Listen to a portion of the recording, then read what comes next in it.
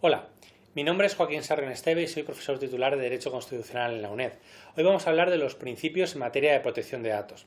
Esta videoclase se enmarca dentro de las actividades de la cátedra Jean Monnet, Gobernanza y Regulación en la Era Digital, GORREDIC, está financiada por la Unión Europea, y de la cátedra Isaac en Derechos Individuales, Investigación Científica y Cooperación. Debo decir que las opiniones que voy a manifestar las hago en ejercicio de mi libertad académica y en ningún caso son imputables ni responsabilidad de la Unión Europea, que financia las actividades de la cátedra de Monnet. Vamos a hablar de los principios en materia de protección de datos, y sobre eso es importante señalar cuáles son los principios que se aplican, que no dejan de ser conceptos relevantes en esta materia de la protección de datos. En primer lugar, vamos a hablar del principio de licitud, lealtad y transparencia. Este principio de licitud, lealtad y transparencia lo encontramos en el artículo 5 del Reglamento General de Protección de Datos, y lo que exige es que el tratamiento de los datos que se haga sea lícito, leal y transparente. ¿Con quién? Con el interesado, con el sujeto fuente o titular de esos datos. La licitud exige que el tratamiento se base en un fundamento o base jurídica que legitime ese tratamiento. Esa base jurídica que legitima la licitud del tratamiento puede ser el consentimiento del interesado, bien ejecutar un contrato, pensemos en cualquier tipo de prestación de servicios, el cumplimiento de una obligación legal aplicada al responsable del tratamiento, pensemos en las relaciones entre empleador y sus empleados, o otro tipo de relaciones, protección de intereses vitales del interesado de otra persona física, el cumplimiento de una misión de interés público o en ejercicio de poderes públicos conferidos al responsable, estamos hablando fundamentalmente de autoridades públicas o quienes tengan ejercicio de potestades públicas, y también la satisfacción de un interés legítimo, sin perjuicio de la protección de los intereses o de los derechos y libertades del interesado, en particular en el caso de menores.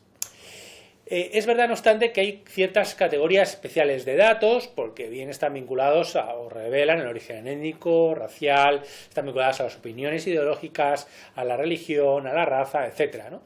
Incluso datos especiales como los datos genéticos o biométricos o los datos relativos a la salud. Todos esos datos están especialmente protegidos porque era lo que antes se denominaban datos de carácter sensible. Ahora, en realidad, se habla de categorías especiales de datos, a diferencia de la normativa anterior.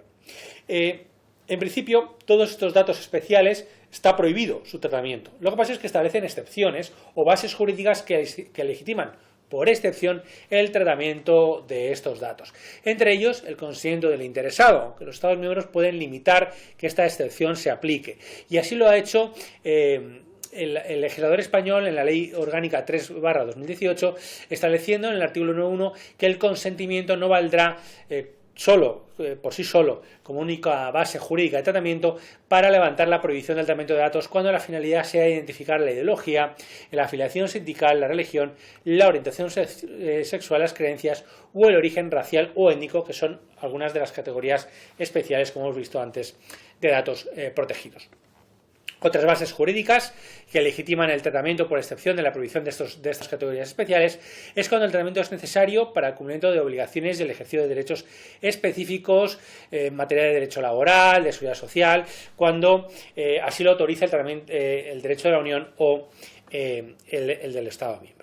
Luego también puede ser porque el tratamiento sea necesario para proteger intereses vitales del interesado de una persona física, o porque el tratamiento se realiza en el ámbito de las actividades legítimas con las debidas garantías por parte de una fundación o de una asociación o de un organismo sin ánimo de lucro en el ejercicio de sus actividades, cuya finalidad sea política, filosófica, religiosa o sindical, siempre que se refiera exclusivamente a los miembros antiguos o actuales de esa asociación o de esa entidad.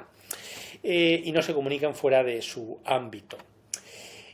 Otra base de legitimación es cuando el tratamiento se refiere a datos que el interesado ha hecho manifiestamente públicos. Imaginemos que una persona le gusta hacer deporte y va difundiendo en redes sociales información de carácter personal. Aunque esa información esté vinculada a datos de salud o a otro tipo de datos especiales, en la medida en que el propio sujeto los ha hecho manifiestamente públicos, habrá una base jurídica para su tratamiento. El tratamiento es necesario para la formulación o el ejercicio de reclamaciones. En ese caso también es legítimo tratar datos. Hay razones, por ejemplo, puede haber razones de interés público esencial sobre la base del derecho de la Unión o de un derecho de un Estado miembro. En ese caso también cabe el tratamiento de datos. O bien el tratamiento es necesario para fines de medicina preventiva o laboral, evaluación de capacidad laboral del sujeto, diagnóstico médico, prestación de asistencia sanitaria o social o gestión de servicios y sistemas de asistencia sanitaria o social, ¿no? Sobre la base del derecho de la Unión o de los Estados miembros. También es posible el tratamiento. Otro supuesto u otra base jurídica es cuando el tratamiento es necesario por razones de interés público en el ámbito de la salud pública. Por ejemplo, cuando se trata de amenazas de salud pública transfronterizas, como fue el caso de la crisis sanitaria vinculada al COVID.